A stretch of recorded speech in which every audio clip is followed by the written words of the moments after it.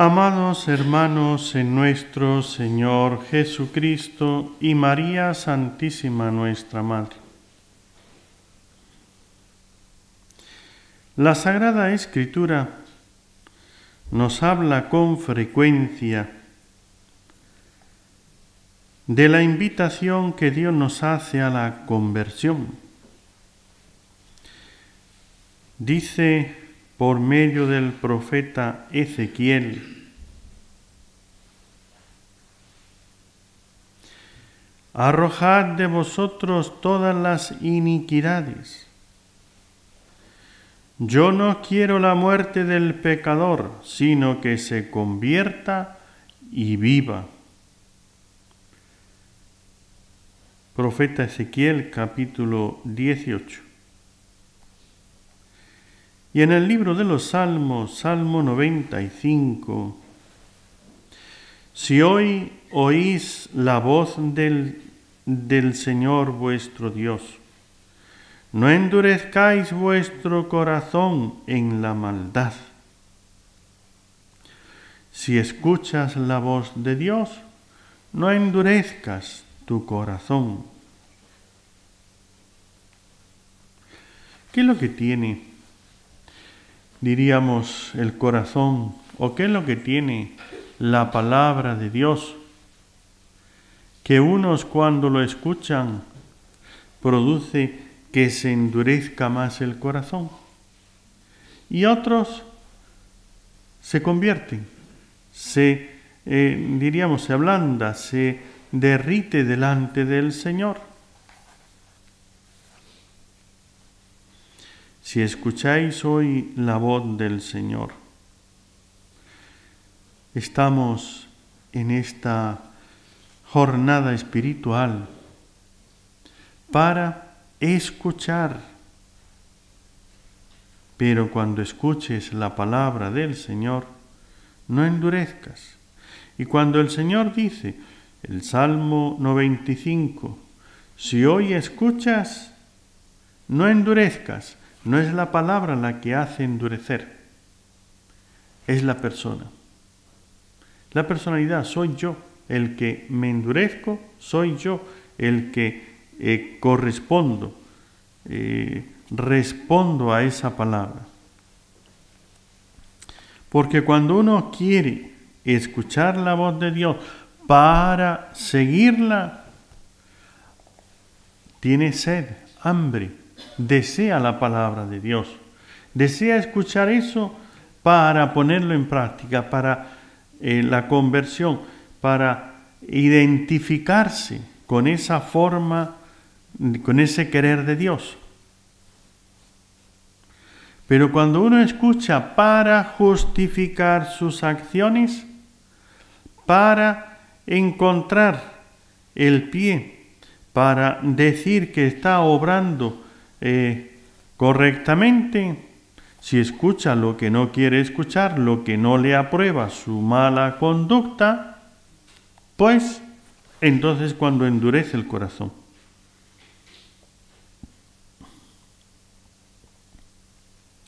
Yo no quiero la muerte del pecador, sino que se convierta y que viva. Convertíos, pues, pecadores, y sed justos delante de Dios, y creed que usará con vosotros de misericordia. Para quien permanece todavía en este mundo, nunca ha pasado la hora de la penitencia. Está abierto el camino a la indulgencia de Dios. Todavía es tiempo de hacer penitencia. ¿Será que por mi edad yo ya no puedo hacer penitencia?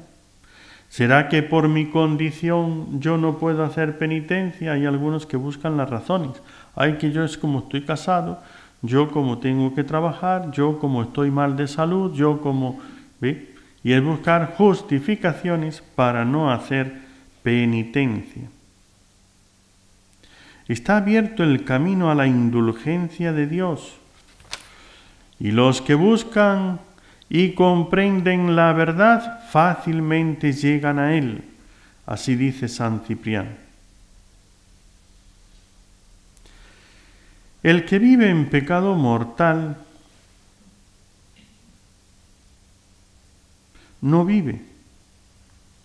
Ese es el que llamamos que está muerto, por eso es pecado mortal, causa la muerte espiritual.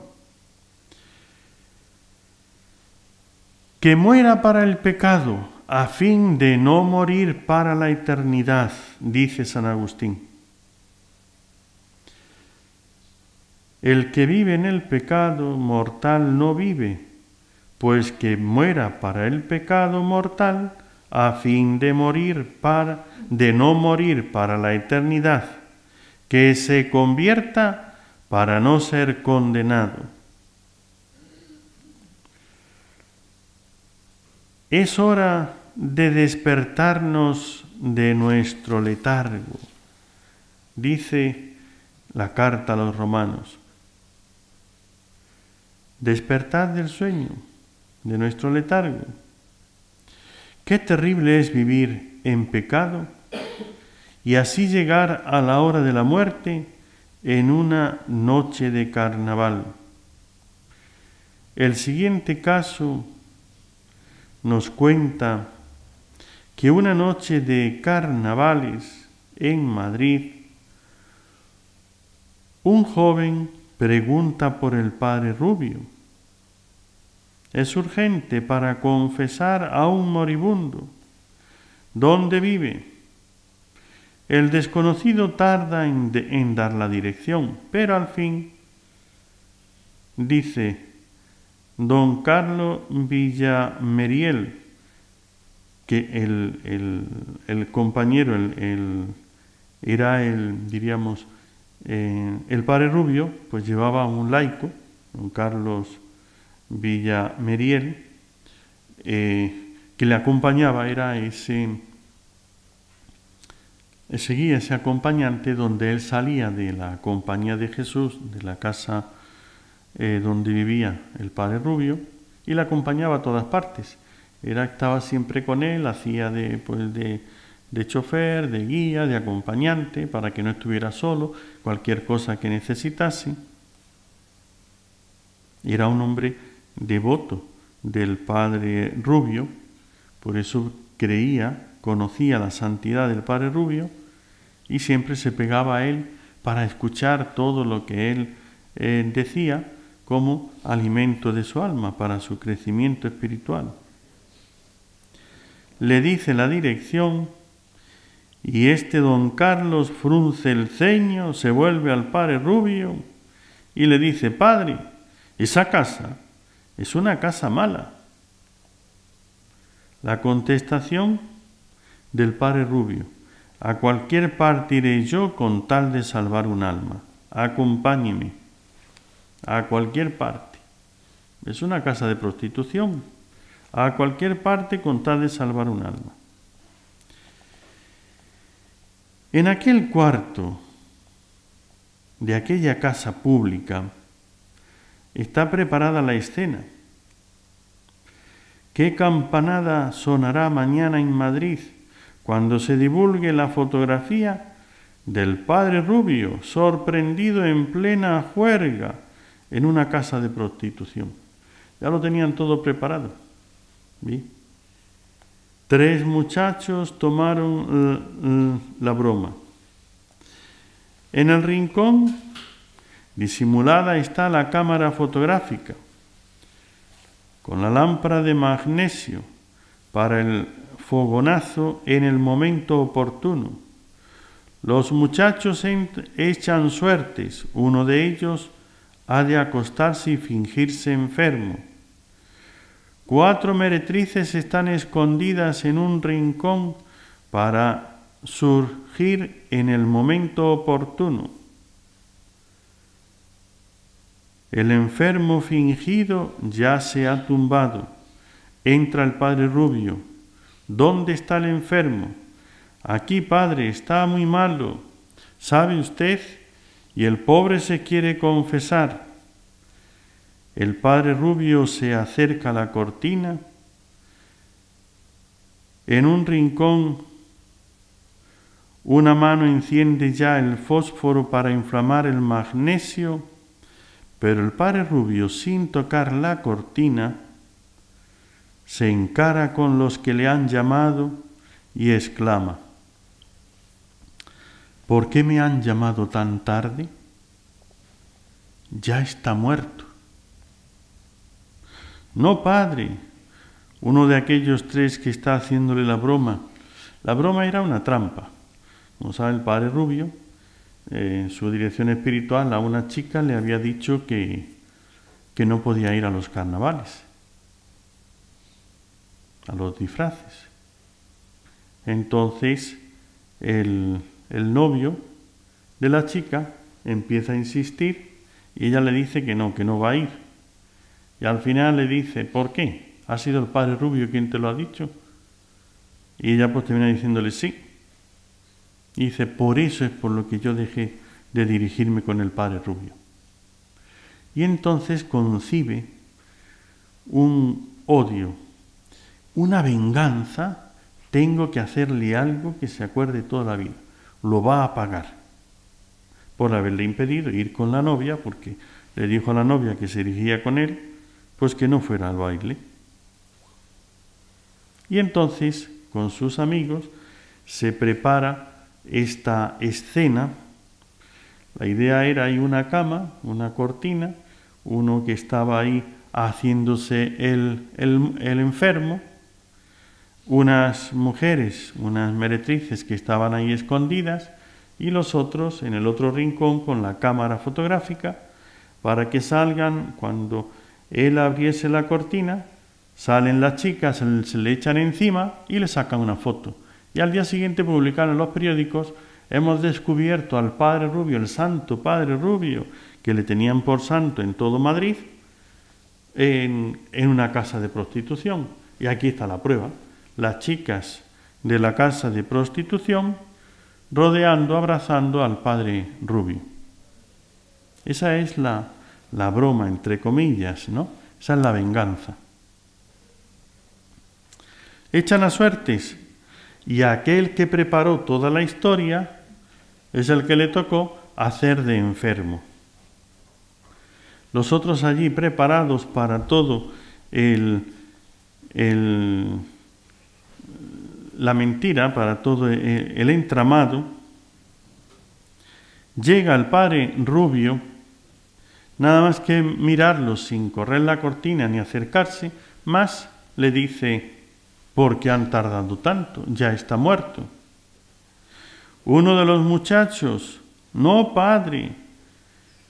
Descorre la cortina, toca al falso enfermo: oye tú, ¿verdad? ¿Qué quieres con fe? Y le dio un escalofrío, se quedó, le corrió todo el cuerpo de pies a cabeza. Sí, estaba muerto.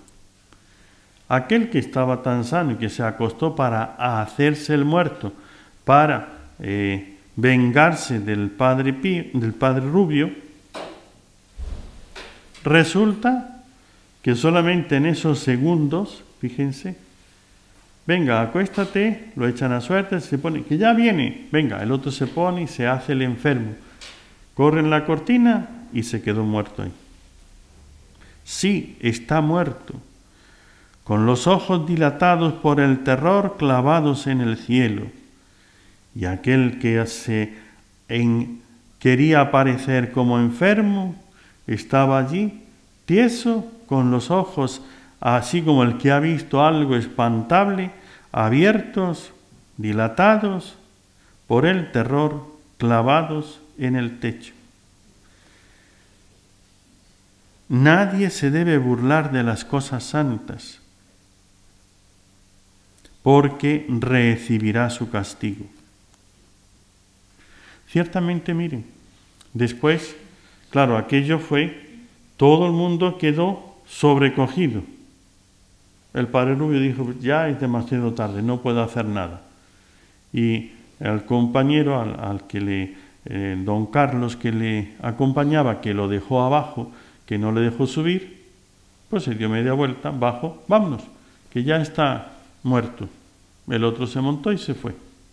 Y aquellos que se quedaron viendo allí al muerto, que hacía un momento estaban riéndose y pensando lo que iba a pasar cuando todo Madrid viese lo que el padre Rubio era, lo que hacía, todas esas cosas, les entró tal escalofrío, tal miedo, tal temblor, y empezaron a oír de la habitación, chum, chum, chum, uno tras otro, así, pero con ese espanto metido hasta los huesos de haber visto ahí la muerte en uno que estaba sano, y el padre Rubio que sale y que todo quedó así. De esos cambiaron de vida. Uno de ellos, este pasaje, el padre Rubio nunca lo contó. Él no dijo nada. Pero fue en el proceso de beatificación, uno de estos jóvenes que después se hizo religioso, aquello le transformó tanto que se fue y se hizo religioso. Y ya siendo religioso, después, en el proceso de beatificación, relató todo este acontecimiento con todos los detalles. Así es, querido hermano, nadie se burla de las cosas santas. O sea, podemos burlarnos, por supuesto. Podemos comulgar en pecado mortal, podemos vivir en concubinato, en adulterio, lo que sea, y después querer ser igual que los demás y acercarme a comulgar. Podemos ir a confesarnos y mentir y decir las cosas que no son y no decir las cosas que son. Podemos hacer lo que queramos, pero todo tiene sus consecuencias. Vivir en pecado mortal es vivir sin vida. El pecador vive, sí, la vida natural, pero vive sin gracia santificante. Y el que muere en pecado mortal se condena. Esta es una de las verdades que tenemos que tener bien claras, ¿sí?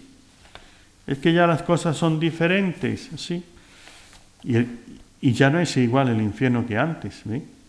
Antes había menos condenados, ahora hay más. Ha aumentado el número de condenados. Y ya no se condena a uno por los mismos pecados que antes. Ahora hay más pecados que antes. Porque antes no había internet y no había todas esas basuras y cosas. Antes no había todos esos juegos del demonio. La Ouija es viejo, pero hay otros, la ballena azul y otra, una serie de cosas, el Charlie, que eso que son del demonio, y con eso se van al infierno. Así es, queridos hermanos, que las cosas antiguas que ya pasaron, es verdad, las cosas antiguas ya pasaron, ahora hay cosas peores todavía.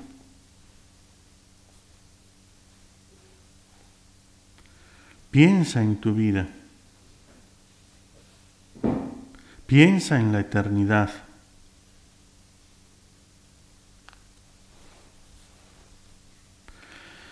Pero sobre todo, al pensar en la vida futura, vivir sin pecado mortal. Porque todo el que vive en pecado mortal, que es el obstáculo principal para lograr la vida eterna, corre el riesgo de esa muerte, ¿ven? Por burlarse de un santo. De esos hombres Dios está cuidando. Y a veces, pues, deja así, ese es el martirio, deja que los condenen a muerte, que los maten violentamente, a veces por lograr la conversión de esos que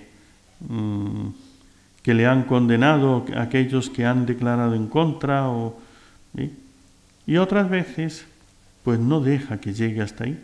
Obra Dios porque aún tienen mucho que hacer, Dios actúa antes de que lleguen a ejecutar su mal. Todos vamos peregrinando por esta vida. Algunos corren a 100 por hora, reloj en mano, para llegar a tiempo y poder hacer un pingüe negocio. tratar de alcanzar la fortuna,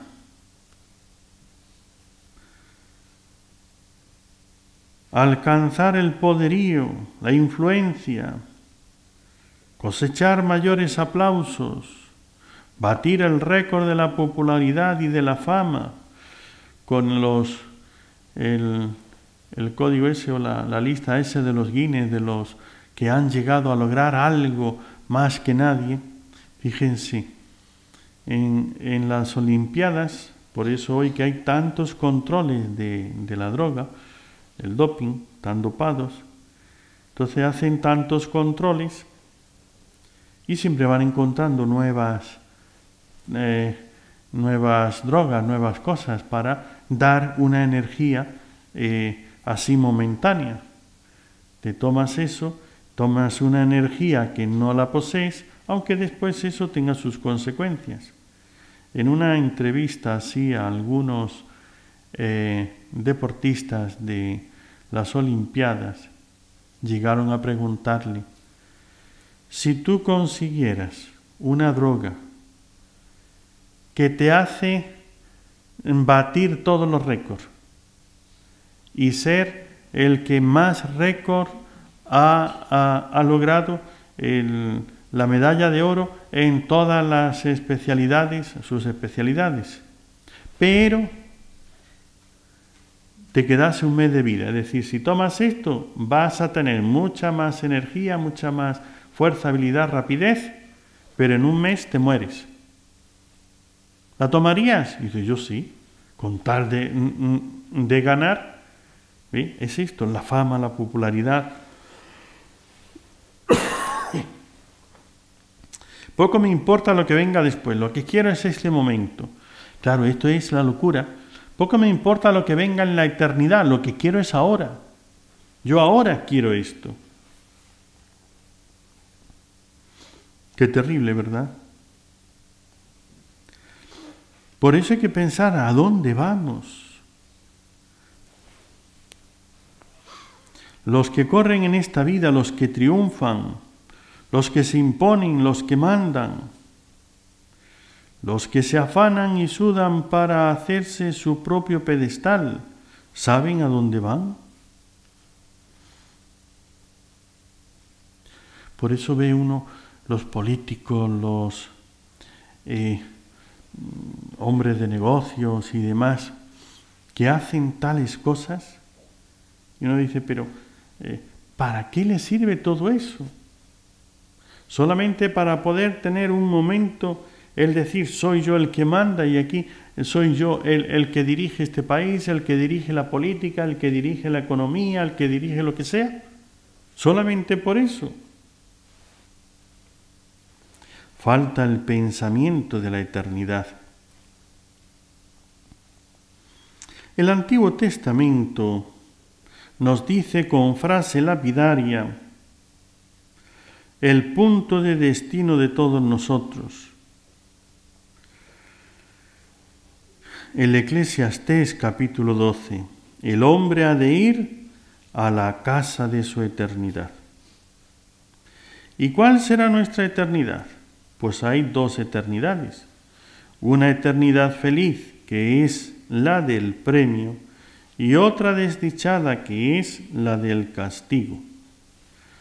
La eternidad es una duración que no tuvo principio ni tendrá fin. Es atributo exclusivo de Dios. Nosotros hemos tenido principio y no tendremos fin, por cuanto hemos sido creados para la inmortalidad. La eternidad del cielo y la del infierno jamás tendrán fin. Nosotros propiamente nunca seremos eternos. Seremos inmortales, pero no eternos. Porque la eternidad es la que no tiene principio ni tiene fin. Y nosotros tenemos fecha de nacimiento. ¿Ve? Tenemos inicio. Dado que ya tenemos inicio, eso ya no podemos cambiarlo. aunque después tengamos una eternidad, es decir, una inmortalidad y participación de la eternidad de Dios. Eternos nunca seremos, participantes de la eternidad de Dios, sí. Eso es la frase de San Pedro en su primera carta, es una frase que tiene tanto contenido dentro, que nos dice consortes divini nature, consortes participantes como los consortes que hacen los dos, pasan a ser una sola carne. Entonces, los esposos ya no son dos personas, sino una sola carne. De tal manera que el uno en el otro en el uno, están de tal manera unidos que eso no hay quien los separe. Entonces, ese consorcio, ese matrimonio, esa unión es la que dice San Pedro en su primera carta, que cuando nosotros, con la gracia santificante, cuando morimos, seremos consortes, participantes, como el matrimonio, de tal manera que pasamos a ser uno solo con Dios. Dios es eterno, yo participo de esa eternidad. ¿Cómo? Ciertamente que por el origen no, yo no voy a estar sin origen. Dios no tiene origen, no tiene inicio, nacimiento, no tiene comienzo.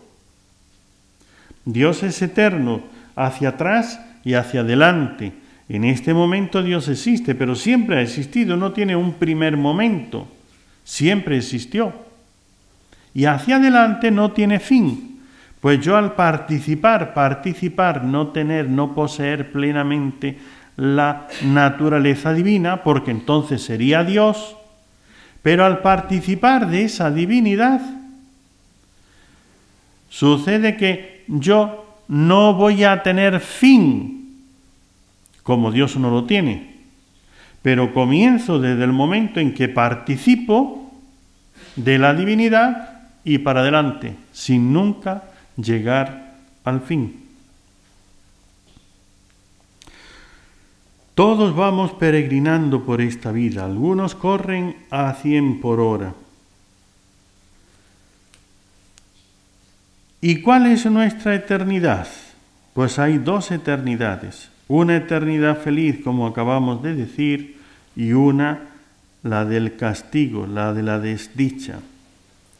En esa participación, atención, en esa participación con Dios, que estamos diciendo de San Pedro en su primera carta, partícipes consortes divine, participar de la misma naturaleza de Dios, como una participación de los consortes de un solo cuerpo, una sola carne, participaremos en esa vida, pero los condenados participan del no tener fin, pero no de la naturaleza de Dios, es decir, de la felicidad, del bien de Dios. Si quieren hablar del infierno sin asustar a nadie, ¿sí? Pero es espantable. No, si el infierno solamente es estar sin Dios. Como Dios es la vida, estar sin vida. Como Dios es la felicidad, estar sin felicidad. ¿Sí? Como Dios es el amor, vivir sin amar, sin ser amado. Como Dios es la belleza infinita, vivir, existir sin belleza ninguna. Se queda uno así como, esto parece, ¿verdad? Se habla bonito, porque todo lo que digo son palabras bonitas. Solamente es que sí, el infierno es sin la belleza de Dios. Yo no estoy diciendo cosas feas. ¿Sí? Sin la vida, sin el placer y la felicidad que hay en Dios, sin la luz y la verdad que es Dios, tomamos todos los atributos divinos y empezamos a decir ¿qué es el infierno? Esta vida de con Dios, en gracia, sin Dios, en pecado. Pues sin la gracia es participar, pero yo no participo de la naturaleza divina, en lo que tiene de santo, en lo que tiene de bello, en lo que tiene de vida, en lo que tiene de felicidad, en lo que tiene de todos los atributos divinos. De esos ninguna participación. Pero sí le queda una sola cosa: la eternidad, el no tener fin.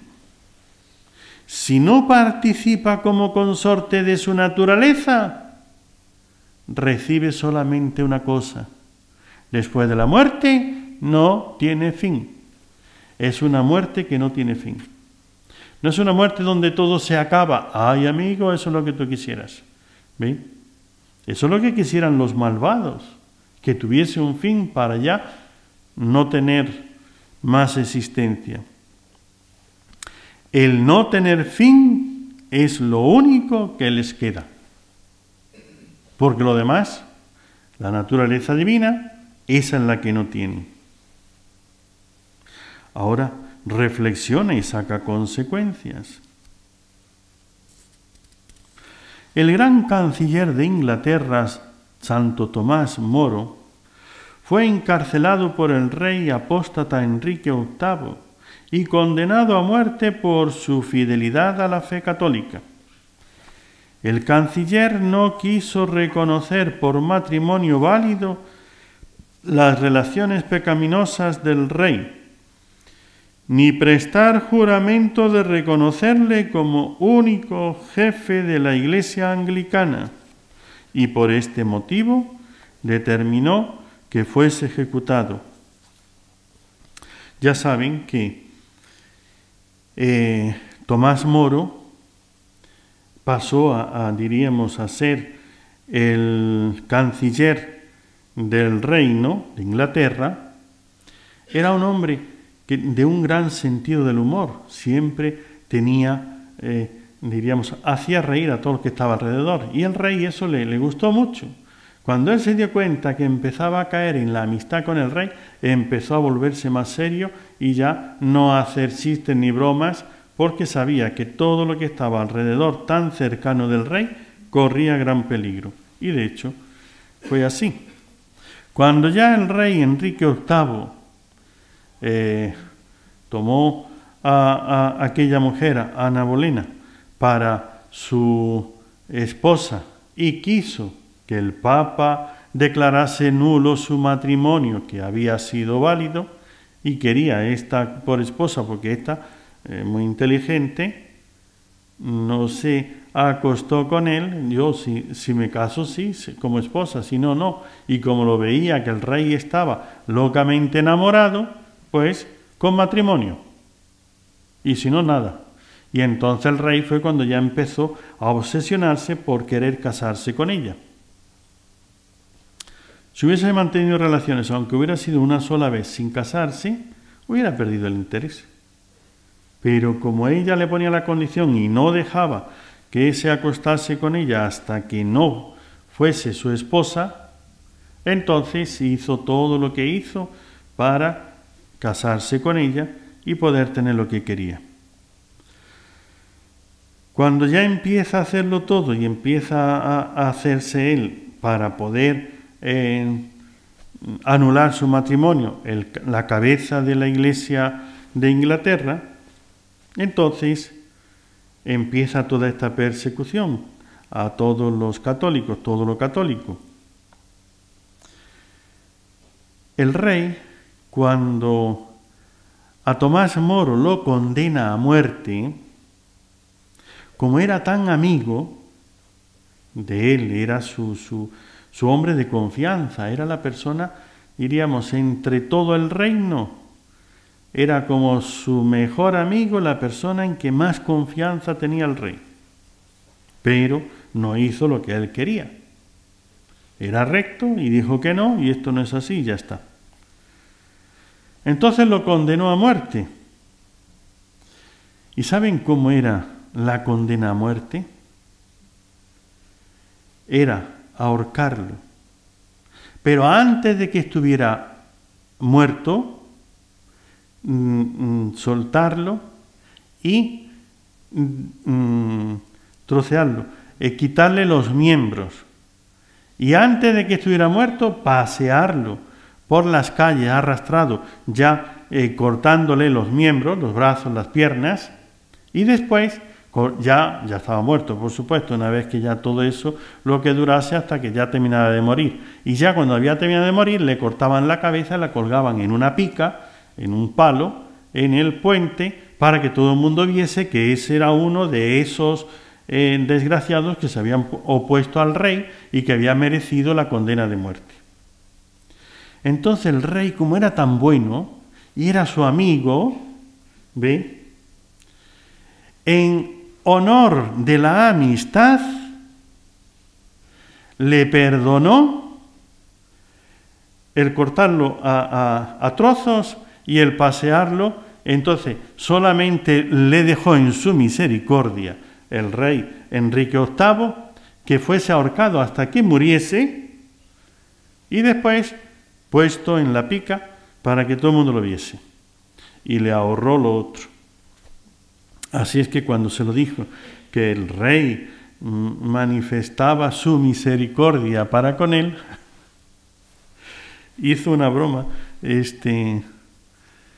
Tomás Moro, el canciller. Dice, bueno, pues esos favores mejor que no los hiciera, ¿no? Eran otros los que yo quería que me hiciese, que me perdonase la vida, no esto.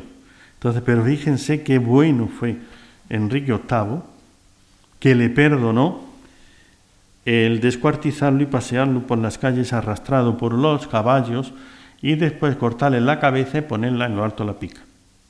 Eso fue lo que en su misericordia le perdonó Enrique VIII.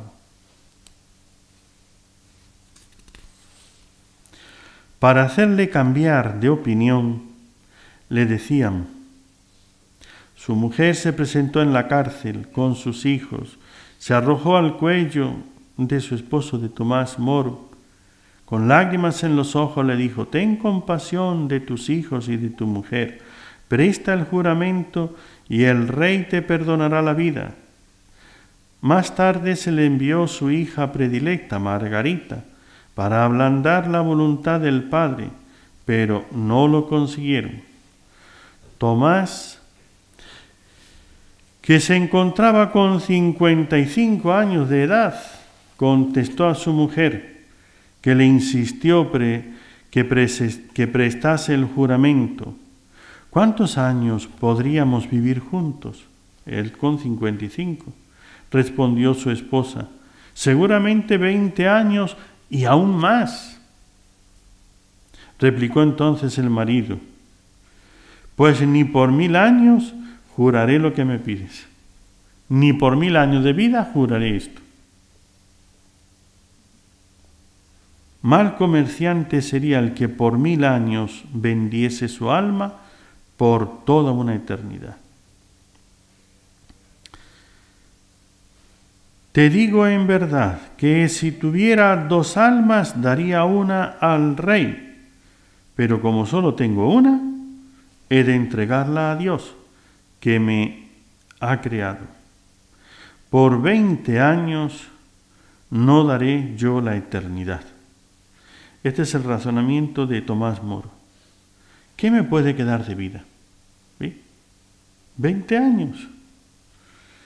A ver, ya tienes 60 años. ¿Hasta cuándo piensas? Hasta los 100. 40 años. ¿Ve? Toda una vida, 40 años. Y después una eternidad. ¿Sí? Más todavía. Hombre, es que espero yo que saquen nuevas técnicas que uno pueda seguir viviendo, ¿ve? ¿Hasta los cuantos?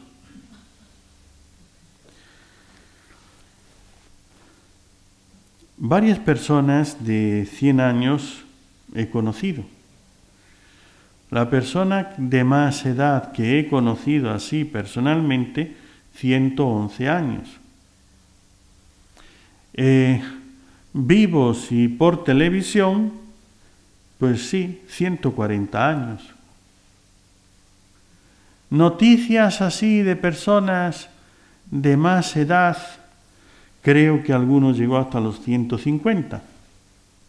¿Bien? Entonces, si me dieran a mí llegar hasta los 150, ¿bien? Si ahora tienes tantos años y te dieran 100 años más, ¿bien? ¿Cambiarías 100 años por una eternidad? Es que es puedes ponerle lo que quieras y le pones detrás la eternidad. O esto, o lo uno o lo otro, no los dos, lo uno o lo otro. A ver, ¿qué cambiarías por la eternidad? Dime. ¿Qué pesa 1000 años frente a la eternidad? Dice San Agustín. ¿Qué supone todo lo finito frente a lo infinito? 10.000 años, decenas de centenares de miles y miles de miles. Todo cuanto tiene fin no puede compararse con la eternidad. Así es, miremos a la eternidad. ¿Y qué sabemos de la vida eterna? Sabemos que existe, que en la Biblia se nos habla de premios y castigos eternos. O sea, de la suerte de los justos y de los impíos, que éstos irán al suplicio eterno y los justos a la vida eterna. Mateo capítulo 25. Y ahora dígame una cosa. Jesucristo que ha hecho tantos milagros, Jesucristo que ha sido anunciado a lo largo de tantos siglos, que iba a venir, Jesucristo que siglos antes se había anunciado su vida, su pasión, su muerte, su resurrección. Jesucristo que estaba anunciado y todo lo que se anunció se cumplió, que vivió y hizo tantos milagros para demostrar su persona, su divinidad, la realidad de su ser. Jesucristo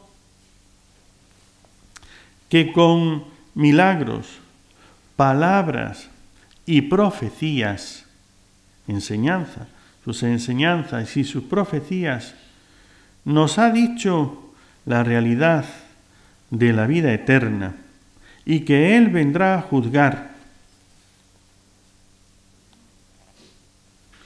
¿Habrá razones suficientes para creerle? Porque podría estar equivocado. Imagínense si todos los libros que hablan de Jesucristo están equivocados. Si todos los santos y los mártires que han muerto por Jesucristo murieron equivocados. Imagínense si todos equivocados, las profecías que se han cumplido resulta que también fueron casualidades porque lo dijeron y sucedió y ocurrió que fue así, pero no es que esté indicando ninguna cosa, verdad sobre la palabra y la persona de Jesucristo. Y si no fuera verdad la vida eterna, ¿ve? ¿No sería para nosotros un gran desengaño de ver que todos esos se han equivocado, que todos los milagros de Jesucristo no sirvieron para nada y que después en la vida eterna no hay vida eterna? Uno se queda diciendo, ¿y? ¿Ve? ¿Merece la pena estos 4 días de vida que nos quedan entregarnos al vicio, al pecado y apostar porque todo eso sea mentira y esperar que todos esos se hayan equivocado y esperar que todas las profecías, los milagros, las palabras de Jesucristo, todo eso quede en el vacío? Me parece una verdadera locura. Si queremos apostar a que todo eso es falso, para poder emborracharnos con conciencia tranquila, para poder vivir en el adulterio con conciencia tranquila, para poder entregarnos a unos vicios que lo único que hacen es degradar nuestra vida, traer enfermedades y remordimiento de conciencia. ¿Y qué pesa este tiempo que yo puedo tener de placeres, de honores o de lo que sea frente a una eternidad? Cuando tengas tentaciones, piensa en la eternidad. Cuando te hagan propuestas, tengas imaginaciones, piensa en la eternidad. Eternidad feliz, eternidad desgraciada. Y por esa tentación y por ese momento voy a arriesgar yo una eternidad.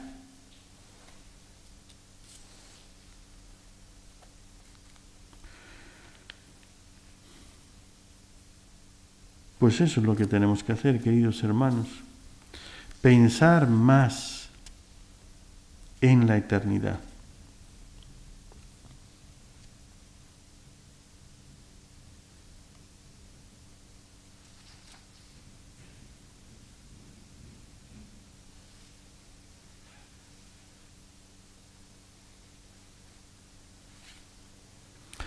Gerardo de Kempis se hizo construir una magnífica casa.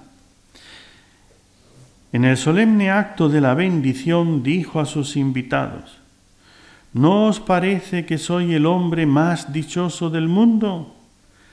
¿Qué puede faltarme aún?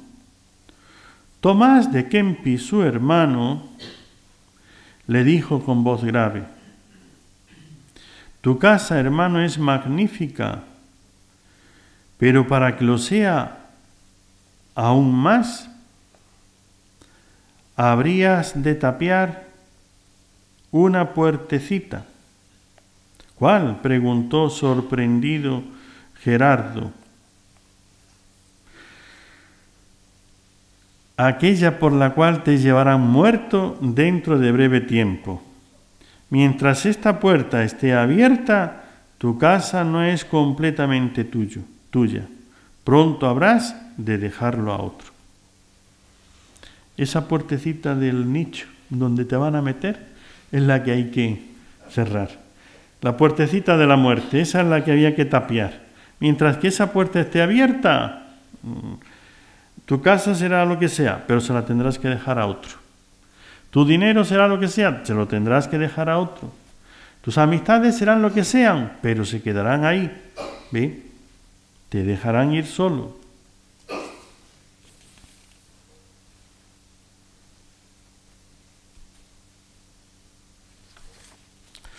Miren a los que ya se fueron. ¿Ve? Y mirando a los que ya se fueron, pues ¿cuánto dinero tenían y de qué les sirvió? ¿Cuánto oro tenían y de qué les sirvió? ¿Cuántas cualidades tenían y de qué les sirvió? Y uno ve, ¿no?, estas personas hoy día en el culto del cuerpo, y eso lo vemos por ahí en todos esos gimnasios. Hay gente ahí que está dándole ahí a su musculatura para tener una musculatura. Por motivos de salud, por motivos de, de rehabilitación de ciertas enfermedades, todas esas cosas, es algo muy bueno, hace bien. Por motivos de vanidad, de querer ser más, de tener un cuerpo perfecto, de tener más fuerza y energía que otros, es una vanidad. ¿Sí? Todos esos terminan igual, es decir, con la muerte. Y a veces ve uno a estas personas que después de haber tenido esos momentos de gloria, después tienen enfermedades, caen y les pasa cualquier cosa y están, pues eso, hechos una piltrafa de hombre. No pongamos nuestras esperanzas en esta vida. Esto se acaba. Esto se acaba. Cuando yo me monto en el autobús, en el metro, en el tren, si me queda una parada, mire, para eso no necesito un asiento, para eso no necesito empezar a removerlo todo, reclamar y hacer ahí, sencillamente de cualquier manera, aunque vaya ahí apretado, aunque esté ahí agarrado al tubo, esté ahí haciendo equilibrio porque no tengo dónde agarrarme, o empinándome y poniendo el dedo en el techo para sujetarme, para no irme para los lados. Si es una parada, se para y ya me bajé, punto. Eso es la vida. Un tren, y eso es lo que te falta, una parada, ya está. No le des más importancia, no la tiene. Termino con esto. Prepárate para la eternidad. Vive para la eternidad. Que toda tu vida, todos tus proyectos, todas tus decisiones, todos tus gustos, tienes que acomodar tus gustos a la eternidad. Deja de mirarte en el espejo, qué es lo que me gusta, cómo soy yo, a mí qué es lo que me viene bien, yo qué es lo que quiero. ¿Ve? Mira la eternidad. La eternidad es lo único que te va a dar la razón verdadera de cada cosa. Si todo lo vemos con miras a la eternidad, esta casa, a ver, este trabajo, esta actividad, esta persona, esta amistad, porque esa amistad, ¿ven? ¿Me sirve o no? Miren al rey Enrique VIII. No tengo acá, pero para leerles sus palabras. Pero cuando Enrique VIII estaba para morir, el rey de Inglaterra, entonces empezó a ver todo lo que había perdido. Había renunciado a la Iglesia Católica y él antes había escrito libros defendiendo la fe católica como que era la única posibilidad para salvarse. Había visto los amigos que él había matado y eran fieles. Había visto los que estaban a su alrededor que no le eran fieles, que andaban buscando solamente dinero y poder. Los que estaban dispuestos a traicionarle por cualquier cosa. Y empezó a verse tan solo y tan responsable, ¿sí? Y todo eso por su propia voluntad, por su pasión dominante. Pero no tengo el texto porque es que es bonito ver la reflexión que él hace en esos momentos finales de su vida. ¿Y de qué me ha servido todo esto? Pues nada más, acude la Santísima Virgen, estamos en el mes de noviembre, mes de los difuntos, acuérdate de las almas del purgatorio, hablaremos después del purgatorio, así es que para que nos acordemos de las almas benditas del purgatorio, pero quería apuntar a la eternidad y ahora ya entrar en esa eternidad, comenzando por el purgatorio. Que todo lo que hagas, que todo lo que pienses, tus decisiones, que orientes tus gustos, tus apetencias, no seas tú manejado por tus caprichos. Tú tienes que ser el que controle tus inclinaciones, tus deseos, tu sensualidad. Que tú lo controles todo, que eso no te controle a ti. Y todo eso con una finalidad, mirando a la eternidad. Entonces, hazte esa pregunta, ¿qué vale esto comparado con la eternidad? ¿Esto me ayuda para la eternidad? ¿Vale para la eternidad o no? ¿Para una eternidad con Dios o una eternidad sin Dios? Total, si me va a hacer perder un mérito más o si me va a hacer perder definitivamente la eternidad con Dios, no merece la pena. Si esto me vale para alcanzar un grado más, porque piensen en eso, un grado más de felicidad en la eternidad es un grado más de felicidad para siempre. Para siempre. Pues que la Santísima Virgen nos dé esta mirada hacia la eternidad.